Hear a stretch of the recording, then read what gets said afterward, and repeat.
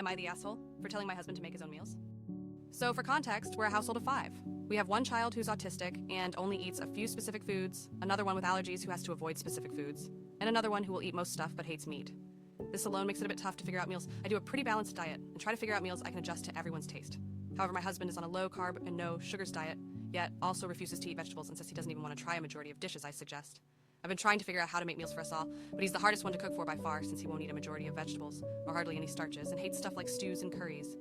Lately, I've been helping set up stuff to cook for him, but haven't been actually making his meals. I'll help a little, but I stopped cooking for him fully for the most part. Well, last night I had my hands full trying to make dinner for all of us, and already had an extremely busy day. He came into the kitchen while I was making dinner and asked what I was making him, because, like usual, he didn't like what I was making. I told him I've been busy enough today, and if he doesn't like what I'm cooking, to cook his own dinner. He ended up snapping at me that he always has to cook lately since I rarely do it anymore, and any other man's wife would gladly cook for him and not make him fend for his own. I tried to explain that I would cook for him, but he never gives me any ideas of what he's actually willing to eat and turns down everything I offer, but he was having none of it.